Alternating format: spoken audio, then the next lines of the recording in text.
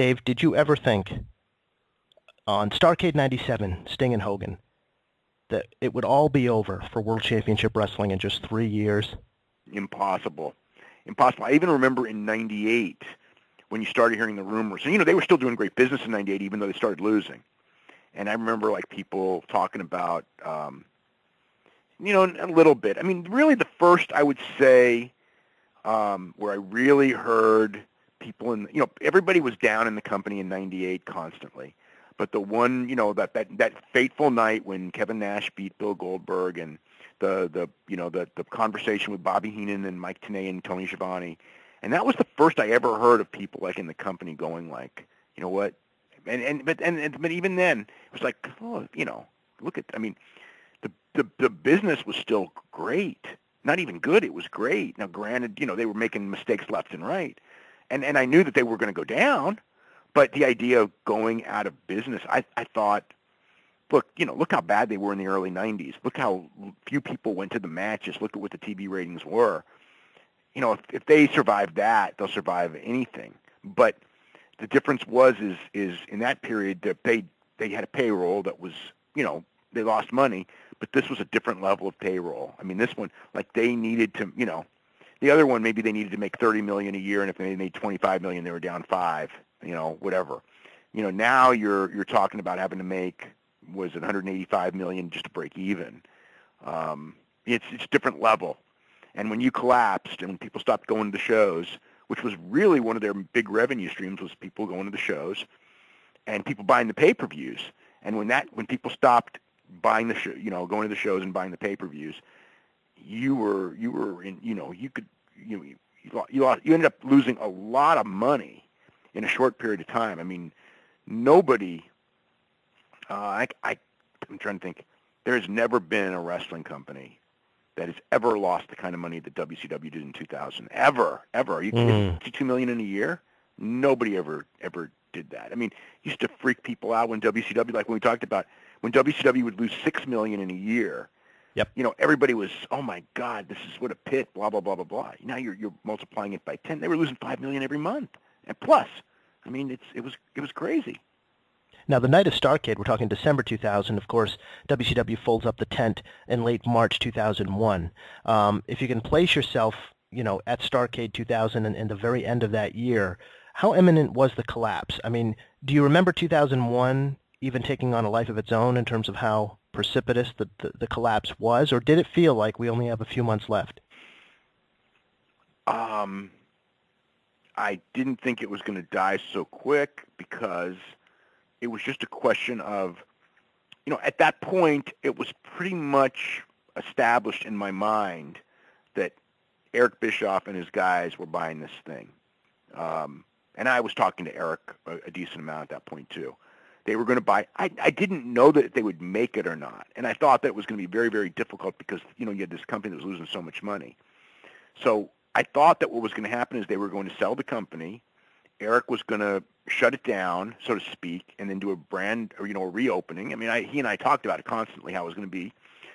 They did the thing where they almost, his mentality was almost tank it, like take everybody off. Goldberg, Sting, I don't remember who else, DDP maybe. There were a bunch of guys where they had all these stipulations where they were all going to be gone. So then we would start the new company and bring them all back. Which at the beginning would have been okay. There would be interest in that. And then from there, it's a question of, getting things over and everything. But Eric, I mean, I talked enough with him where I felt, and maybe, and this is what I felt at the time. I'm not so sure I was right at all, and we'll never know. But I thought that Eric had really learned a lot and become very open-minded because, obviously there really was, he had the failure in 98, and then they brought him back with Russo, and then that was a complete disaster. And he had gone with, I think that he finally realized, the big undoing was as long as I got Hulk Hogan, I'm always going to win at the end, and we're always going to make money. And I think that there was the realization that nothing lasts forever, and Hogan's not the key anymore. And, he was talking about building around young guys and slow, and it would take a while. But I think that he was I thought that he may have been able to do it, and again, the thing that so I thought that as far as like the idea that the company would fold, not quickly. And the other part is that the people who bought it, I wasn't so sure that their idea wasn't to like prop it up and then sell it to somebody else at a higher price, and it would be like to a maybe a big conglomerate like a TBS. And at that point, if the company was just not losing as much money, it'd go on and it'd be TV product, and you get some hot angles and you get the house shows going, because God knows, as low as it was in the 90s, look at how quickly it took from they were absolutely terrible through, I guess, 92, 93, and then Hogan comes in 94, and things start going up a little bit, and then it was really, what was it, 96 was when I think you really started having that 95 wasn't a good year, but 96 was getting to be a good year. They had all kinds of business turnaround. So, but the thing is, you went from the bottom, and this was never from, we'd already been through that. So it's like, you always go like, and Vince had too. Vince went from his bottom and became hotter than he ever was. So my thought was, you can always, as long as you're alive and you have TV, you can always turn it around by creating new stars, because we'd seen both those companies do it. So I never thought that like it was done imminently, but it was. It sure was. Well, let's rewind a bit to 2000, April. After the aforementioned Vince Russo run peters out, they bring in Kevin Sullivan for a time. The Radicals bolt, and Sullivan's reign lasts just about 3 months. April comes around, and now we have this new notion, Dave. Vince Russo and Eric Bischoff, now the silver-haired Eric Bischoff, they're going to work together, and it's going to be dynamic to a degree we've never seen. I had no confidence in that at all. Yeah, what came of it? I mean, what happened? They couldn't get along. I knew that both guys philosophically were so far apart. And also by then, I think, even though he put on the game face, I think Eric knew at that point that Russo didn't have what it took to be the guy. I mean, he'd already pretty much, whatever confidence people had in Russo was gone after that first run. So bringing him back, I never understood that, other than that run with Kevin. It was really boring and everything. But Kevin's feeling was, we have to slow down, we have to solidify it, we have to make new stars, it was going to take a while, and they had no patience. But it was boring TV, and it was bad. And then Russo comes in, and then my thought was, okay, I already know what Russo's thing is, and Russo's thing is not what this company needs now, is more of that crap. They need to, figure out what they're doing and build stars, as opposed to just, run crazy with a million ideas that, again, that's kind of what was running people off to begin with. So I didn't think that Russo was a good idea. I didn't really have the confidence in Eric, even though Eric was the architect of the big one before, the big boom before.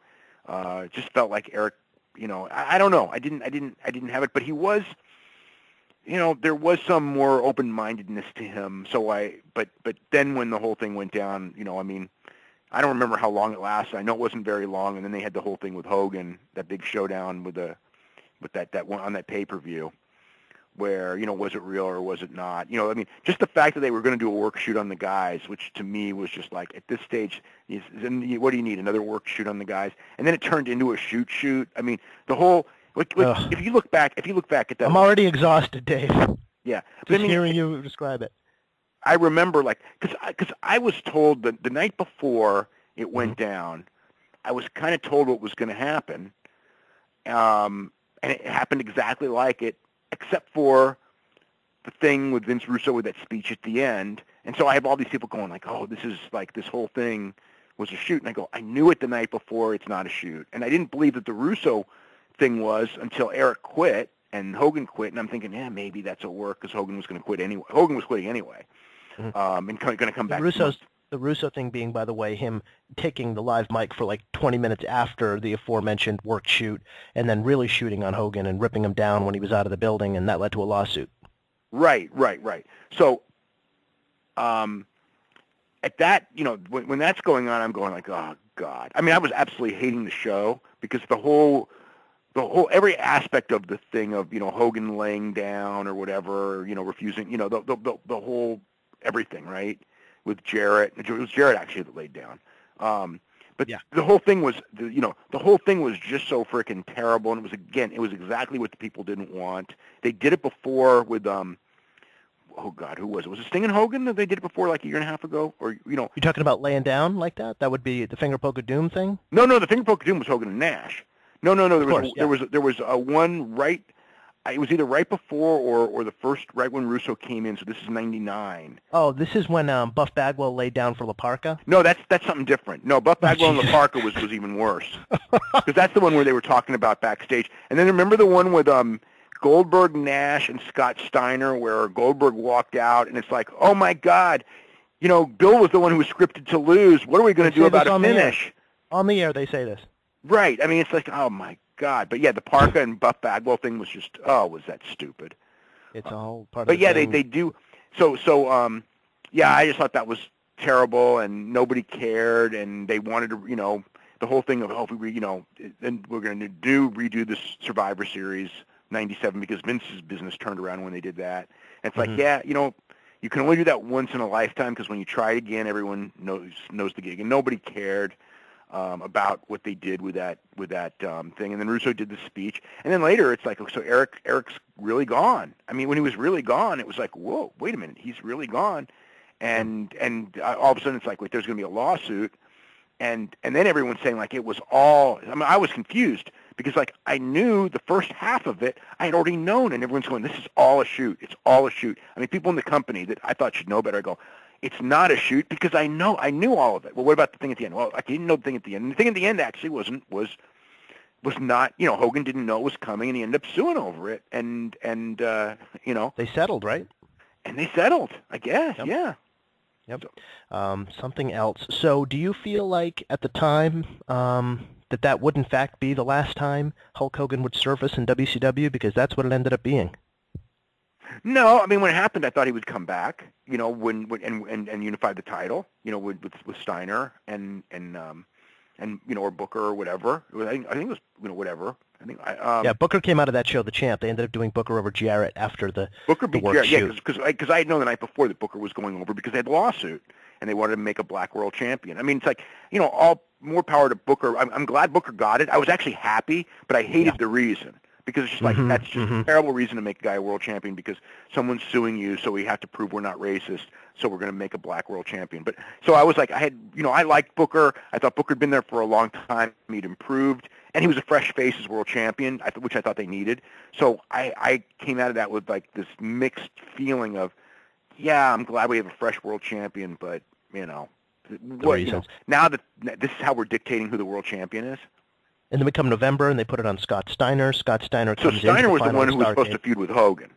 Really? Yeah, that was the idea. That's how? Yeah. Hogan and Steiner were going to feud. Yeah.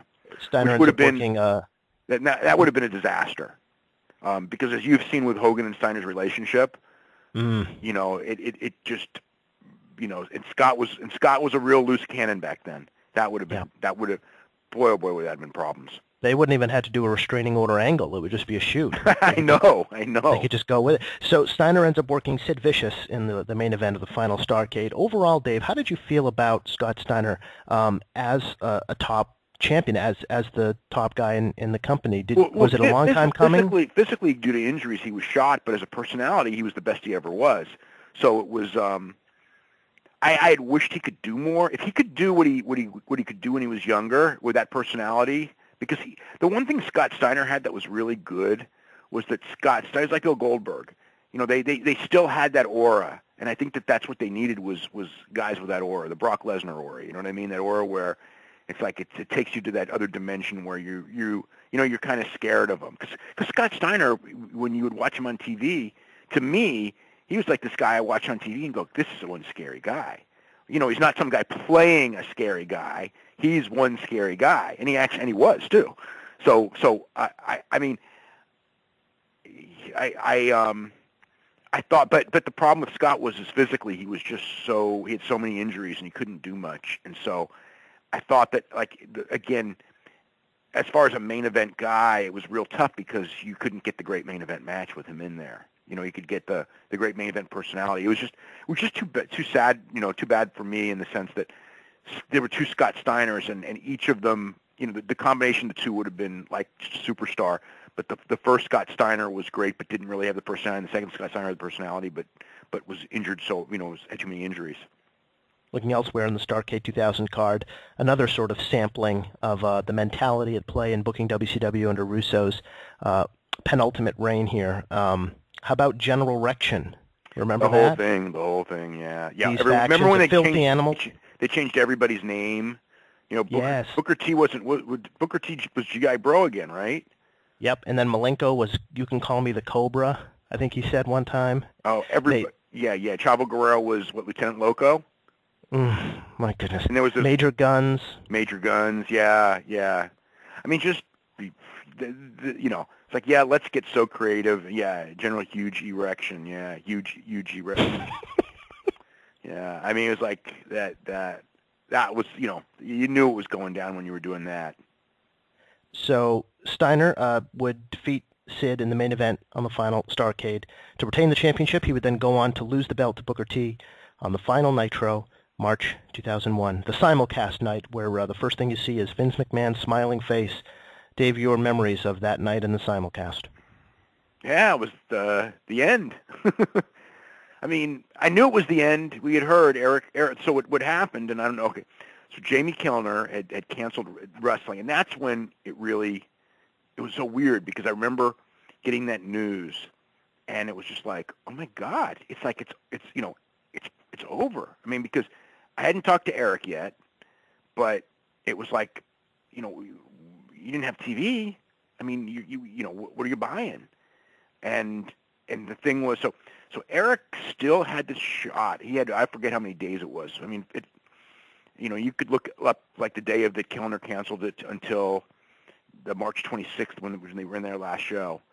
So I don't know what it was. It feels like this intense 2 weeks, where it's like, oh my God, like yeah, everything is it's because I thought the worst thing to me, and it was. I mean, the worst thing that could ever happen was WCW to go away because then there's no competition. And I thought that what would happen with no competition is WWF would have a period where they would just do phenomenal because they'd have everyone. But I thought that there were just all kinds of things that would ruin it. And, just how Vince would ruin everyone that wasn't his guy. And then all those fans of that product that want to see those guys succeed would just get turned off and go away. I saw it when I was a kid. I saw the exact same thing when I was a kid with roller derby and roller games, and it was like, oh my God, it's the exact same thing. And in wrestling, the same thing happened with in Montreal in the 74-ish when they had Grand Prix and All Star. And if you ever look back at the business that those two companies were doing, it was ridiculous how popular wrestling was. And then in 1 year, Grand Prix, which was just an incredible promotion, they just made a lot of mistakes, and they went down, and everyone, Lude or All-Star, whatever, the Rougeau group, took them in. And then within a year, it just, it was that combination of the war got everyone excited, and when the war was over, after a couple of joint shows, so to speak, they weren't joint shows, but they were, you had the stars, all the stars were, all those dream matches at the beginning, right, where the stars of both companies. So it went down, and I thought, oh my God, they're gonna have WCW versus WWF, and for a while you're gonna get the dream matches, and then they were gonna beat WCW to death, just like Crockett did with Bill Watts' guys. And convince. I mean, the one thing like with Dusty in them, I didn't see it coming. I saw it when it happened. I saw it coming. With Vince, I knew going in because that's the Vince McMahon mentality. He didn't know anything about the other guys. Didn't want to know anything. Didn't believe they were any good because they weren't his guys. He was gonna, it was gonna be a disaster, and it was. And I thought, and then at that point, wrestling's gonna lose millions of fans, which is what happened. I was actually worried about the business, and and Vince's stuff was going down, but. The business changed enough to where, the television money essentially is what saved WWF from collapsing, and has basically changed the face of the business. And unfortunately, I mean, if you could get the television money that you get now. If WCW would have survived just the basis of the amount of money that television rights and everything blew up, you know, they would have had a tough couple of years. But if they could have survived like through whenever it was when the rights fees went up and those ratings became more important and everything, maybe to 2005-ish, they'd have been home free. They'd have made it just based on the fact that it's like with WWF now. It's like, you know, until they started the network, they could not lose money. I mean, they just could not lose money because the economics had changed. You know, the internet. I mean, there's so many things that just, you know, new revenue streams had changed it, and WCW was still operating on that revenue stream where you made hardly any money from television, and it was all about pay-per-view and house shows. And, you know, nobody was going to the house shows and nobody was buying the pay-per-views, so therefore they were making no money and they were losing a ton. To your prior point about Vince McMahon sort of having blinders on about any upside of these WCW wrestlers who suddenly were available, would become available, why then, Dave, was Vince sold on the idea initially and for a very short period of time of having a separate WCW touring brand? Well, you got to remember this is 2001, and Vince was doing the football league too. Vince was the Midas touch. Vince thought he could do no wrong. I mean, look at the growth that they had from 97 to 2000 and how big they were in 2000. And when Vince started the football league, I mean, remember the whole thing of, oh my God, nobody knows how to get the teenagers and the young adults like Vince McMahon. Yep. I mean, look at the audience that was watching wrestling. I mean, the average viewers, 23, 24 years old, you know, incredible viewership among teenagers, young kids, people that, like, everyone in TV was trying to get these viewers, and Vince got them. I mean, Vince.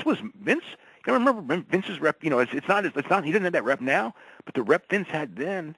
You know, it's like, oh, you know, I mean, there were, you know, as ridiculous as this sounds, there were weeks where they never beat the NFL on Monday night in total viewers ever, but there were nights where they would beat the NFL in 18 to 34 or wow. And certainly in 12 to 17.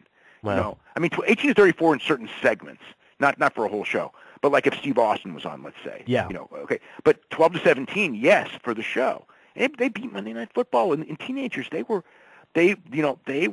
over like crazy, and Vince thought, hey, I can resurrect WCW, and it's kind of like, you know, it was in Shane McMahon's WCW, so it was like Shane would get to be, you know, play the part of the promoters when Vince and Shane were still on great terms. So they had all this work, you know, all this made up, and Vince was going to give him Monday night because he felt he had to, and he felt that he could survive with the WWF brand with Thursday night. It was, you know, on UPN because he could do anything. And then, in one night he gave up the entire idea, and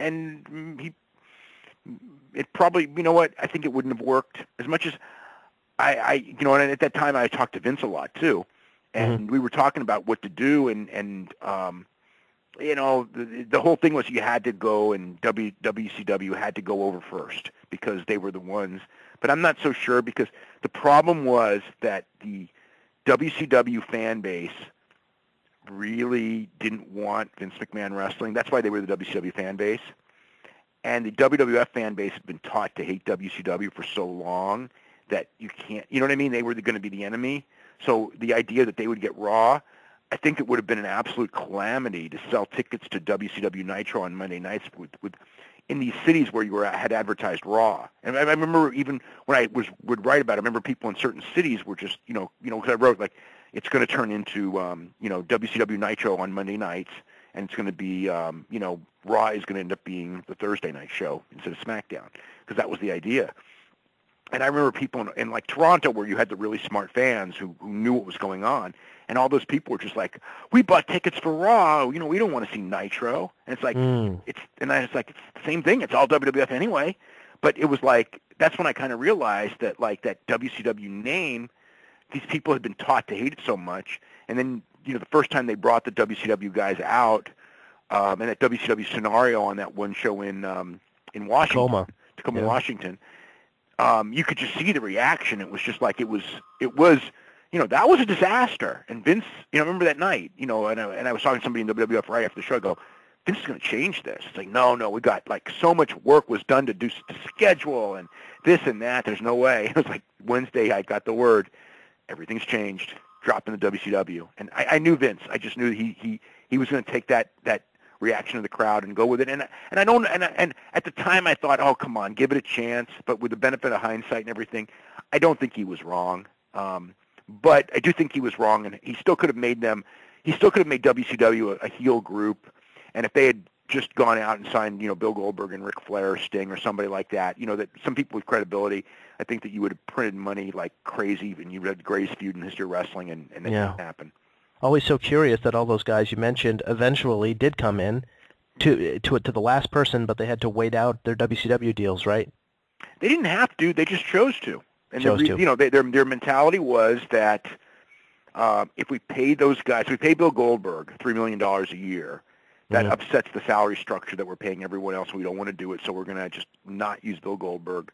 I mean, their idea was not to use Bill Goldberg anyway. The only reason Bill Goldberg ever came in was because The Rock, was friends with Bill Goldberg, and The Rock wanted to do a program, and so they did the first match. And Rock, talked Bill Goldberg into coming in. Pretty much was the intermediary on everything. And then all of a sudden, The Rock became a Hollywood star. They did the one match, and The Rock was gone.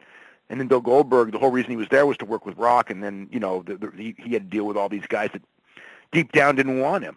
But they had negotiated this fantastic deal, so they had to kind of push him. So it was just that whole thing was that had all kinds of problems. Yeah. Nice, easy one for you, Dave, to wrap up this Starrcade Memorial Tour here on The Lapsed Fan. Why did WCW collapse? Mismanagement. They put out a product that people did not want to buy, and that was what it was. It wasn't the talent. Look at the talent that they had at the time. They had phenomenal talent, but they squandered it. I mean, if you look at, that's the other thing. You look at, there's guys there that if you look at that roster of guys at that time, and I'm talking about whether it's guys that they had access to from New Japan, or Hector Garza, or people like what's the guys the Tokyo Magnum Tokyo. These guys, or Rey Mysterio, or Juventud Guerrero. Some of these guys became Eddie Guerrero. Eddie Guerrero was gone by then, but yeah, no. But I mean, there were guys, Eddie Guerrero, Chris Benoit, all these, there were guys there that were talented that became Chris Jericho. I mean, that became big stars, whether it was there or somewhere else. They were way ahead of the game when it came to the Latino community, and squandered it by making them all jobbers. I just look back at that talent, and it's like, how do you have that talent and have such a bad show? And it was because their idea of what it was all about swerve and shock, and then the idea should have been about make sense, build programs, and they didn't have anyone with that mentality, and they had certain ideas as far as certain talent. And a lot of it also is Stone Cold and Vince. You can't. Stone Cold and Vince was one of the greatest feuds of all time, and you know what I'm saying? That was a hard one to compete with, and then they panicked when they had to compete with it. But just look at that Raw. I mean, they just. They had something, and they just squandered it. And then at the end, that fluke of the Jamie Kellner thing. I mean, they were going to be sold anyway. But perhaps what if Eric Bischoff had 2 months instead of 2 weeks, and he could have cut a deal with Fox? Yep. I mean, Fox would have given him a year, and maybe in a year they would have come up with some good ideas and everything. It's kind of sad because wrestling changed in a manner. I knew, when it happened, I knew it was like going to be really bad for wrestling. And here we are 15 years later, and I can honestly say that it was the worst thing that ever happened in the history of the business, was that company folding. Because for so many reasons, the job situation, the the lack of, the lack of an alternative. Nobody's ever been able to become that alternative to WWF. Nobody's ever been that competitor to WWF. WCW still, even at the end, was doing low twos in the ratings, which is something that TNA never came close to. And they had a dormant fan base that they'd run off, but as we showed with WWF in 1997, 98, WCW in 1996, 97, we already had proof that, that you can get them back when you do something good. But once they were gone, TNA never had that, TNA never had those roots. They never had that fan base that was wanting to be a fan, but just so turned off. But when it got good, they would come back.